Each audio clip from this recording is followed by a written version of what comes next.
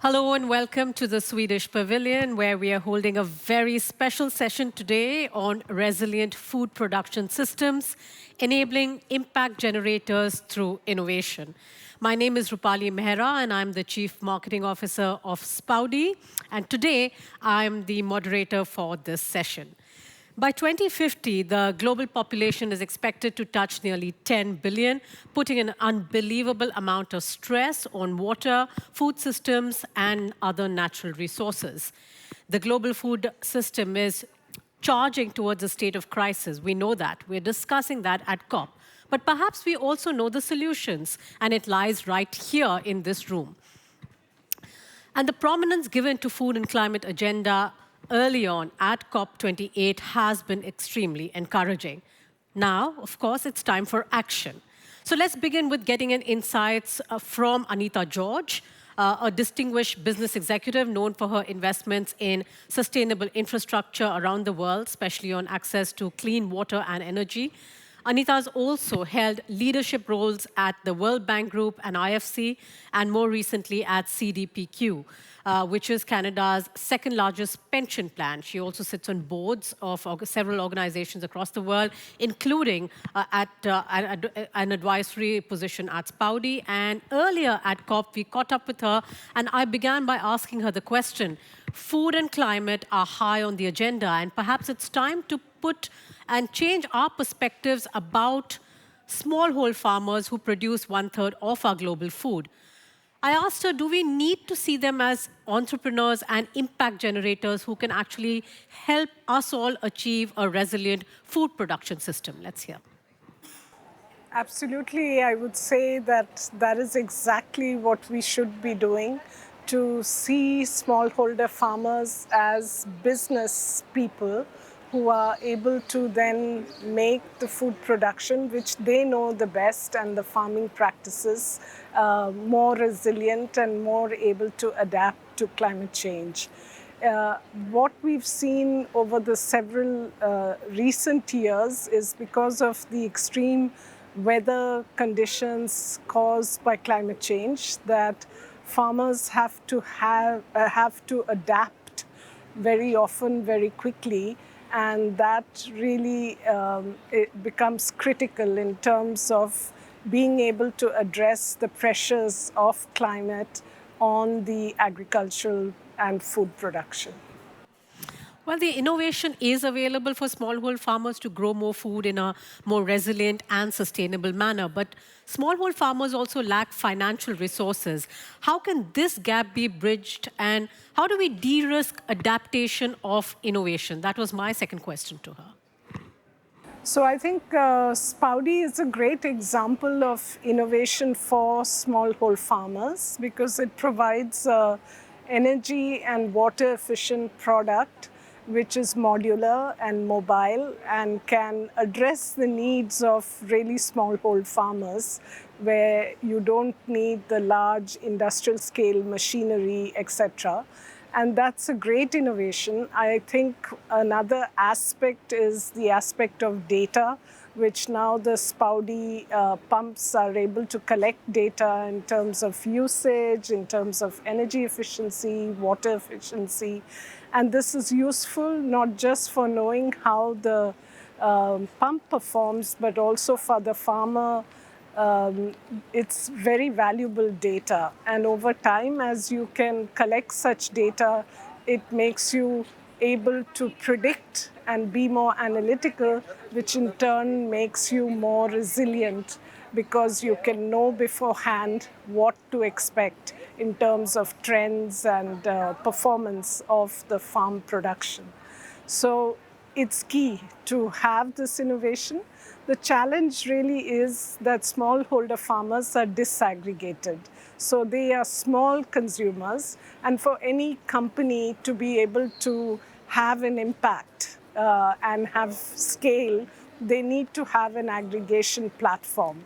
And I think the model that Spoudy is experimenting with getting NGOs or intermediaries who can provide that aggregation platform and therefore make it easier for both food purchasers as well as financiers to be able to finance at scale, and that becomes more and more viable from a banking and finance point of view.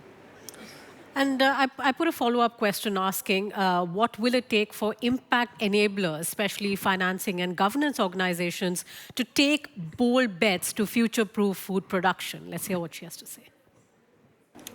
So I think it's critical that one has to address at the grassroots level what could make food production more resilient.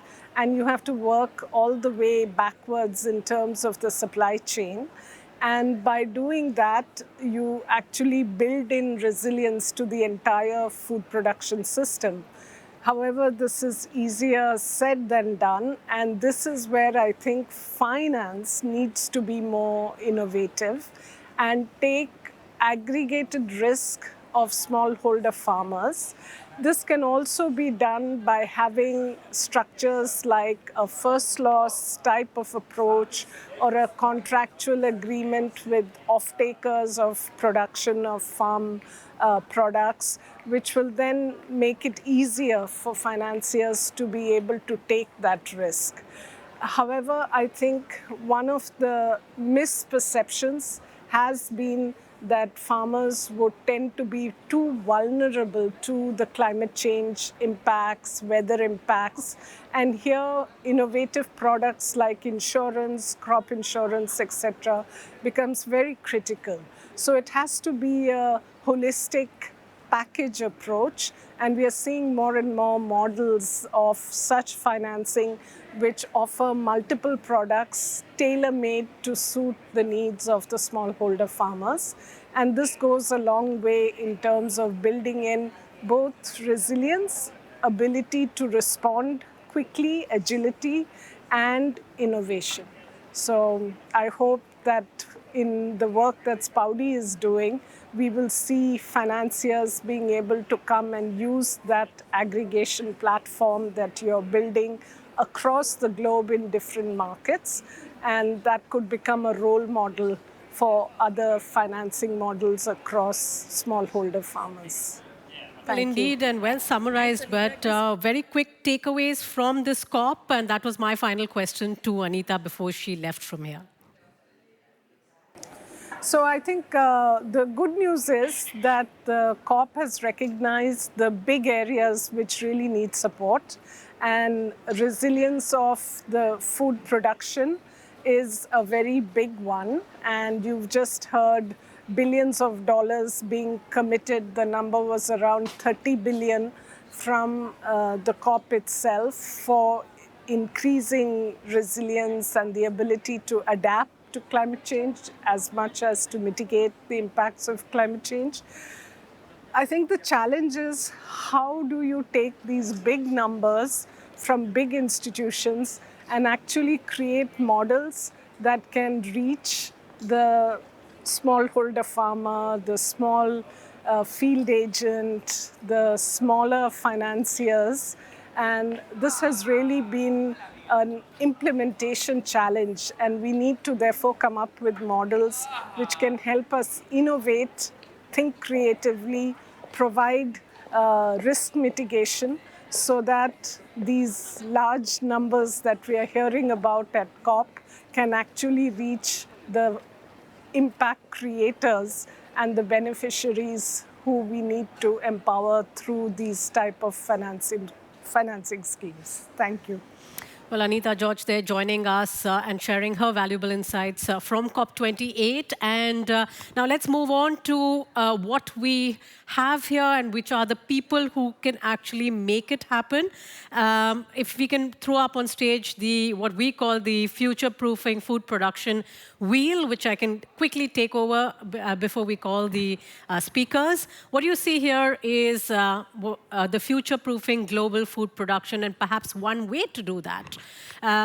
On the orange side, you see the smallhold farmers, and we do know that there are 500 million smallhold farms that produce 1/3 of our global food. They can become impact generators, at least with the technology that Spoudy has, 200 million of them can. However, they do need impact enablers, which are finance and governance organizations, technology providers, and implementing organizations for the on-ground implementing and training. I'm very happy to say that all these are here today in their own capacities to share perspectives from their vantage points on how we can create a resilient food production system. And let me start by inviting Sangeeta Ben Rathore. She's a smallholder farmer from a district called Aravalli in Gujarat, India. Welcome, Sangeeta Ben. We are so glad to have you here. Also joining me today is Mansi Ben. Mansi Ben Shah is again from Gujarat, India, and one of the key members at SEVA, which is the self-employed women's organization. Incidentally, an organization that has 2.5 million women as members. It's a big pleasure and an honor for us to have you on stage. Please come.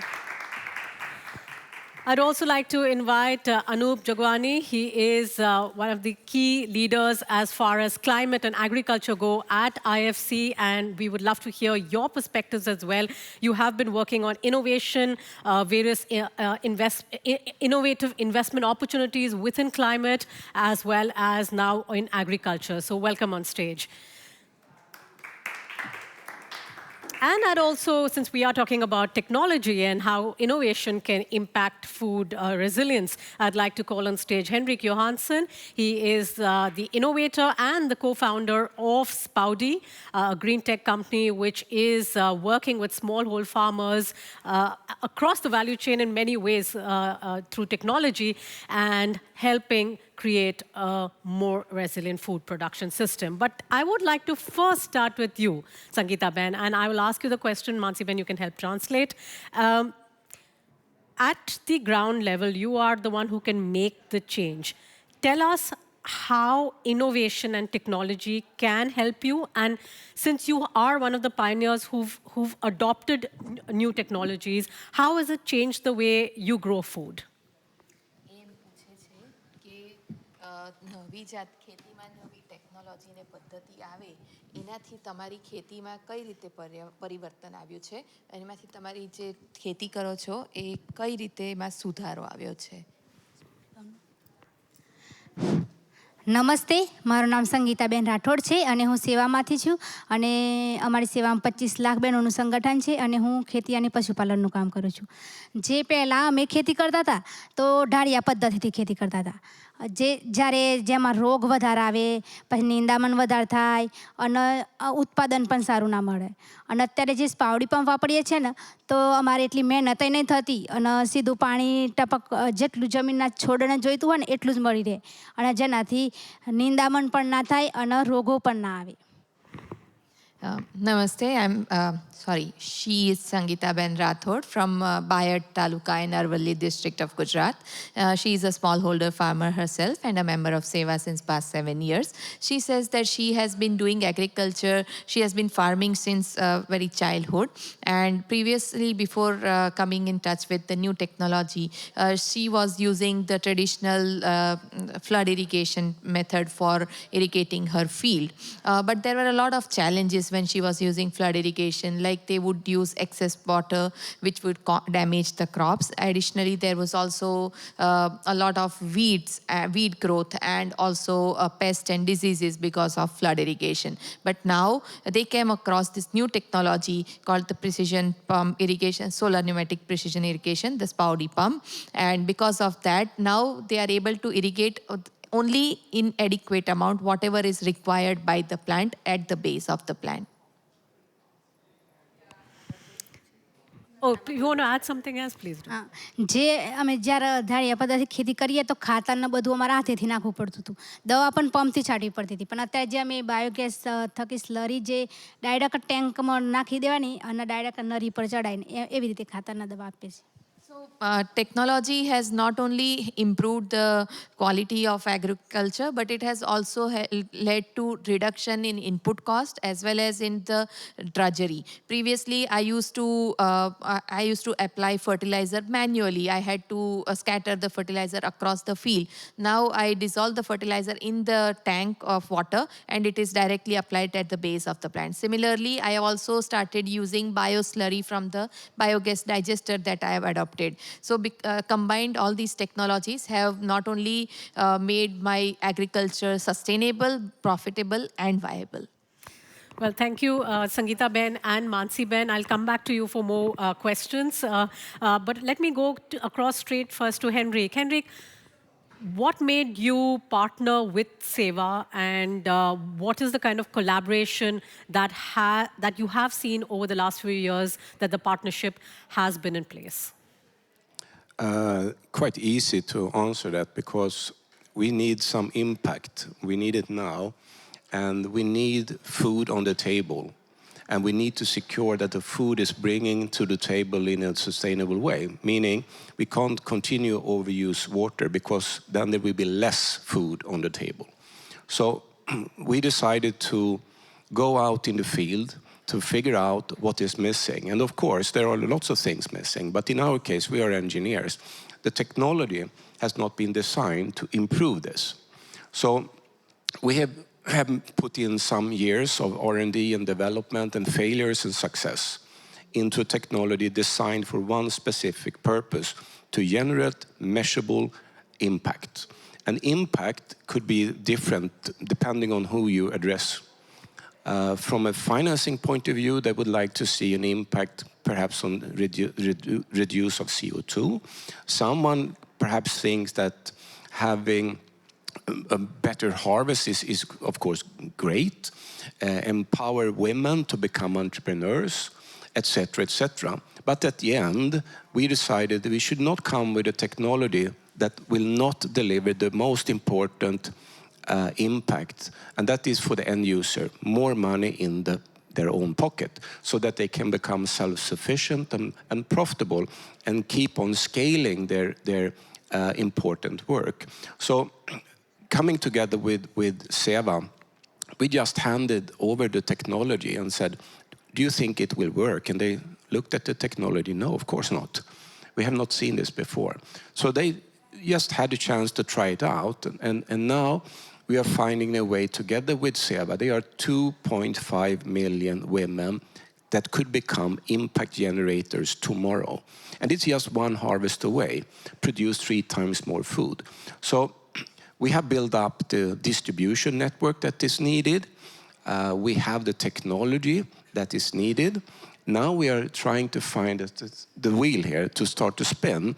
We need to get access of the money that is needed to do the initial investment. Needs to come out the last mile. And that is the remaining challenge. And that's why we have been focusing hard on our presence here in COP, because there are lots of things happening here. So we hope that this wheel will start to spin quite soon.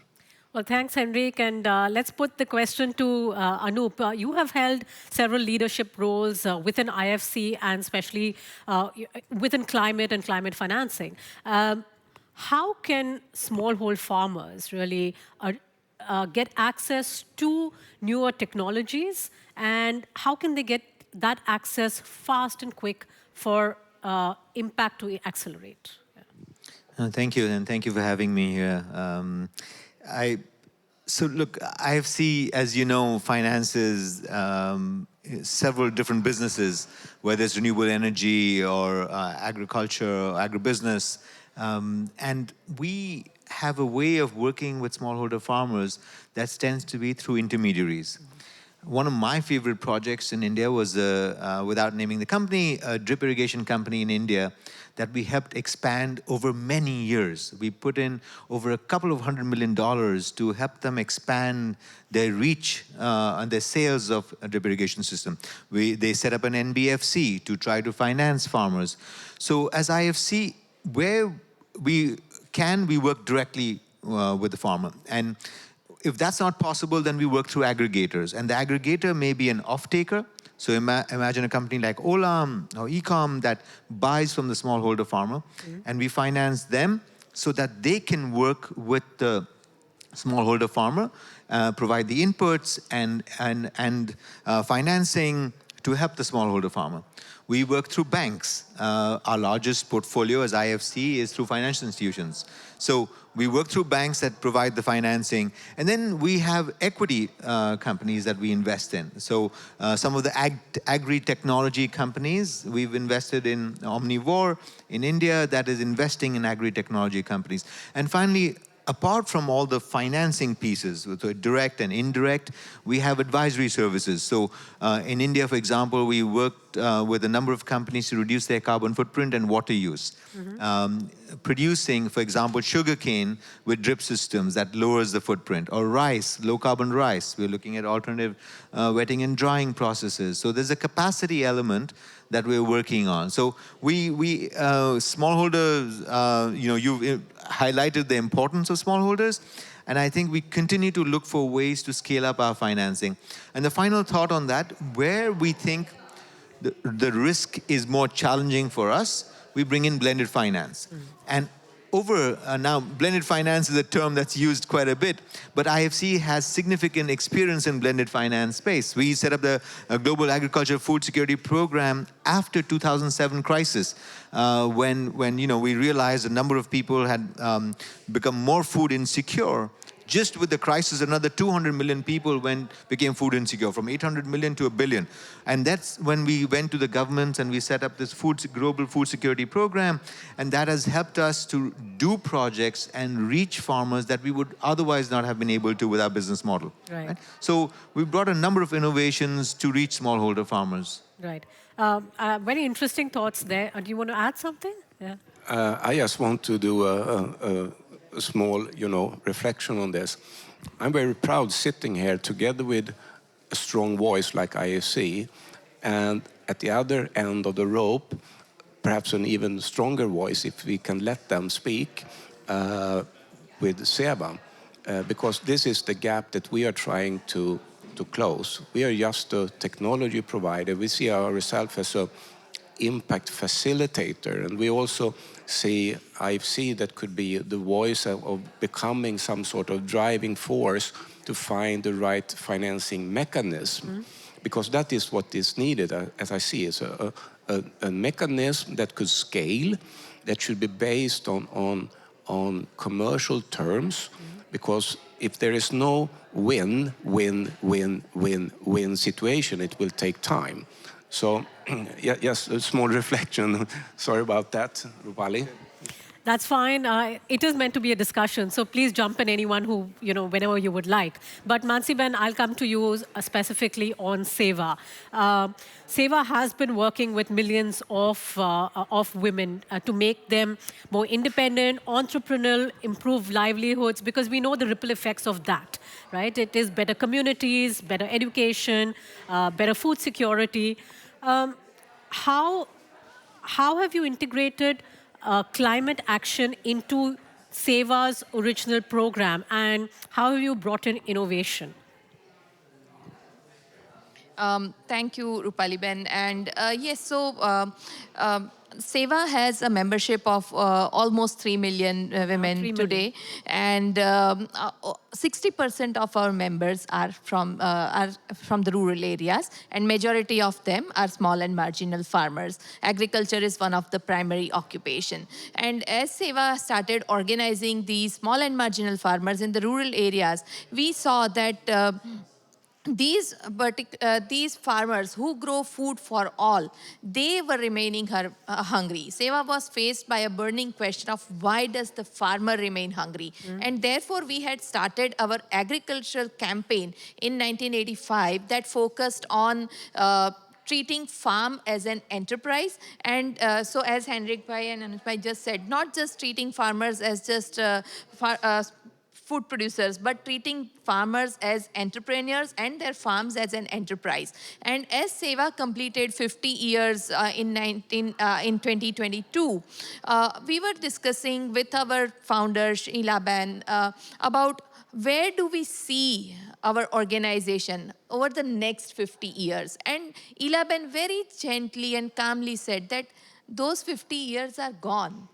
We need, if you want Seva, if you want your younger generation to have a better future, if we need to plan for a better future for them, what is the legacy that we want to leave for our younger generation? And that is when 2.5 million women at that point of time, Seva's members, they all came together and in one voice said that we need to create clear skies for our members. And that's where Seva started its Cleaner Skies campaign that focuses on 4 major aspects.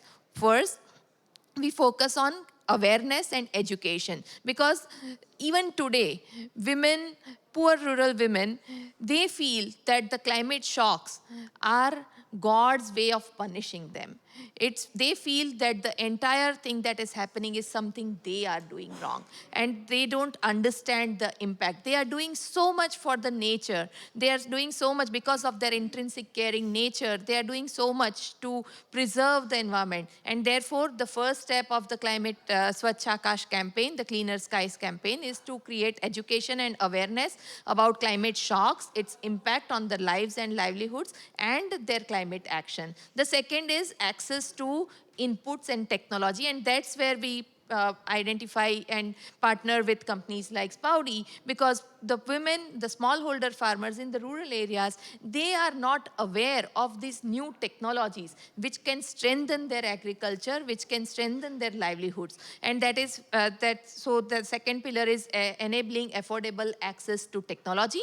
The third is, how do you make the access to these technologies affordable? How do you create innovative financing solutions that will enable these farmers? Because at Seva we have seen that poor do not need charity.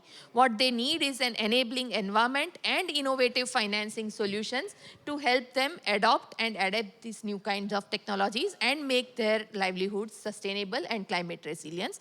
And the fourth is access to market. And for that, we have organized our smallholder farmers into their own agribusiness enterprise, entire value chain, completely owned and managed by women, called the Rudi.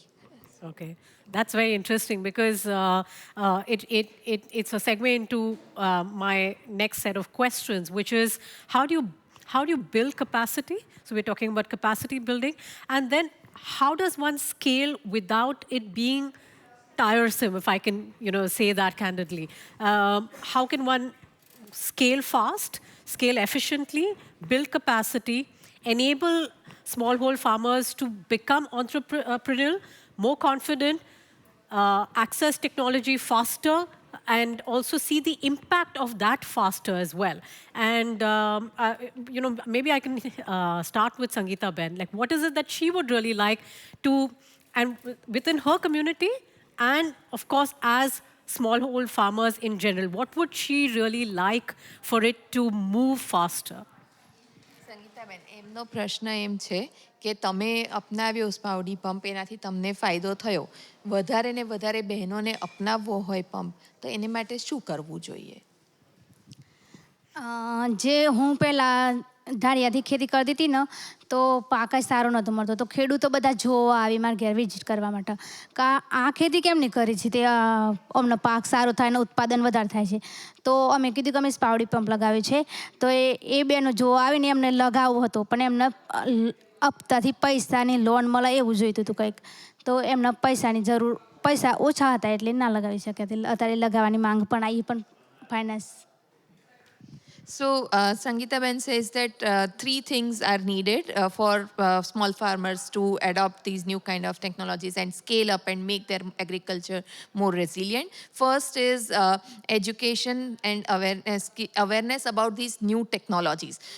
When I was the first person in my community and my village and my district to adopt the Spouty pump, and before me, no one had even heard about these. Not just small farmers, but even large farmers had not not heard about this technology. And so when I adopted this, a lot of farmers from my village, neighboring villages, and the entire district, they came to see. And seeing is believing. When they saw the kind of technology and the kind of impact the technology had on building my climate resilience, now there is a big demand of this technology. The second challenge is about access to finance, because the technologies is not always affordable, especially for the small and marginal farmers like myself. I was fortunate that I am a member of SEVA, and therefore I was able to get the pump through an innovative financing solution. And therefore I feel that for more and more smallholder farmers to adopt these new kind of technologies, there is a need for an innovative financing solution like our Livelihood Recovery and Resilience Fund. Right, that's very interesting. Mansiban, if you could elaborate a little on that as well, sort of what is the different ways in which there can be an uptake of technology and innovation fast for smallholder farmers. Sure. Just to add to what Sangeeta Ben was sharing, what we feel through our experience working with women over the past 51 years now is that first is organizing is the key. Organizing helps in bringing the voices of the poor, their issues, their challenges to the forefront. There are several challenges which the smallholders are facing, which don't even come to such global platforms. And the technology developers, the researchers, the policymakers, they are not even aware of what are the actual pain points of the smallholder farmers. And therefore, the technology, the researches are not geared towards them. And therefore, there is a need for partnerships with governments, so that the voices of the farmers and the smallholders are integrated into the decision making and the policies that are framed. Second is partnership with the academia and the researchers, so that we are able to understand the actual challenges faced by the workers, and therefore design solutions that are adept to address those challenges. Third is there is a need for partnerships with financial institutes and organizations, so that we are able to design innovative financing solutions that would enable these smallholder farmers to adopt these kind of new technologies. And fourth is the partnerships with multilateral organizations like the World Bank, the UN agencies, which will help in scaling these kind of solutions at a global level. Thank you. Right. Anup, are you with the smallholder farmers when they are talking about what is really needed for the acceleration? And a related question is that what do you all usually look for, both in terms of what might be a challenging project, but what also might be something which is in which impact can be measured, perhaps? Thank you. And I was really happy to hear some of the things that you were talking about, and I'm thinking, how can we scale up? How can we scale up? Well, I'm always thinking in terms of urgency and scale up, and we as an institution are thinking in terms of urgency and scale up, right? So we've, I really like the aggregation model, because that's how we can reach, so 2.5 million to 3 million women farmers. Amazing. If we can work more with you and find ways to work more with you, that would be the way for us to move forward. What we're looking for is, of course, a sustainable business model, right? So a grant will only go so far, sure. But if a loan that's repaid comes back and is redeployed, and right? So we need the feasible business models for us to do it. Now, there is different inputs coming from different people. As Mansiban pointed out as well, like, you have the research institutions providing some information. There's financing coming from maybe two, three different buckets, multilateral, local, and then you have of course, the technology providers that provide the solutions. So all of this needs to come together for the farmer. And often that may be different in different contexts, different geographies, what is needed. So I think it's really having these good aggregation models that will change that. Now, what I've seen is, and I was just coming from a discussion, for example, a very important input is insurance, right? Because you can try to put in all these systems, but you may still have terrible weather impacts, right? So how do you help in that? And that insurance plays a key role. Now, how do you construct an insurance program for smallholder farmers, which is most insurance companies have shied away from. So you need innovative models for that as well. So, but it goes back to who's the aggregator. Sometimes it's the off-taker. The buyer of the input says, okay, sometimes it's the bank intermediary, right? Sometimes it's the input provider. It says, okay, I will bundle, as we saw, we did a project in Kenya, and one of the input providers, the fertilizer provider, bundled insurance into the inputs, right? So they said, okay, if you have a weather event index-based, we will pay out, right? So we need that innovation in the financing, and it may come from different angles. And sometimes it may be the technology provider providing a solution, right? Saying, okay, I'm giving you this, and here's the financing model. And on the back end, they work out a financing structure for them that lowers their risk in doing this. So they are saying, okay, you don't worry, I'm selling to you, but I've also got a financing package. You pay to me in X years' time, and on the back end, I take care of this. And we've seen that. We've seen irrigation companies do that. And they turn around and they take that financing and then they insure it on the back end. So there can be innovative financing. So it depends who the aggregator is, and sometimes maybe multiple, sometimes maybe one. Very interesting. And Henrik, we're talking about, what are the different ways in which access can be accelerated. From your vantage point as a technology provider, as an innovator, are there different, say, levers, or are there different ways in which this model can be worked in a more efficient manner? And a related question is then, when we're talking about efficient, we're also talking about measuring that impact. Can that be done? Yeah. First of all, I think we are all on the same page. So now we're trying to find how to risk eliminate. There is nothing without risk. We need to agree and accept that, and then agree on what type of risk we are willing to take. From my end, we are taking a huge risk, because if we are going to deliver as promised, we need to produce. And it's a big risk in production, but we need to take that risk. And the farmer out there, when they are adapting, they need to take a huge risk, because they are changing generations of doing into new things. It's a big risk. The financing that comes in needs to understand that there is a risk. But if we can agree that the upside is much, much, much bigger, then we are at a tipping point. So from our end, we are not the engineers in the financing solutions. We need to have help from IFC and others, because now we are transforming our engineering company also to be a company slightly in the engineering and financing solutions, but we are not the experts, but we can provide input. And when it comes to input, measurable data that has already been achieved, I think that has to be recognized and brought to the table in the format that is possible. It will not be state-of-the-art, perhaps, but it should be good enough to start to practice from that and learn as we go. Indeed. Because a state-of-the-art never exists.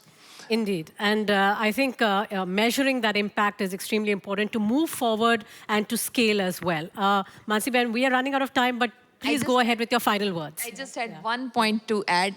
When Henrik Bhai and Anand Bhai, you were talking about measuring and designing innovative financial products, there is also what I feel is that we also have a very big opportunity in the form of carbon market financing, especially when it comes to smallholder farmers. We just had an example where we just in the past 6 months, we facilitated over 5,000 rural households to switch over to clean cooking solutions such as biogas by upfront trading the carbon saving that the women have to bring down the cost of the biogas digester from $900 to $100. So if we can adopt similar kind of models, how do you tap into the carbon financing, the carbon market to enable, one, lowering the cost of technology, second, incentivizing the rural households and the smallholders to switch over to this green energy solutions that would help us in strengthening our their climate action and our all together. Well, thank you. Thank you, everyone. Thank you, Sangeeta Ben. Thank you, Mansi Ben. Thank you, Anup and Henrik, for this very valuable session. The key takeaways for me are, of course, innovation needs to reach smallholder farmers really fast. We're talking about impact measurement, innovative financing, and also scale. That's important, right? And with that, and I would like to end by saying, ultimately, it's about taking bold bets, and through that, perhaps we can reach a more resilient and sustainable food production system. Thank you all to our audience as well, and have a good evening, everyone.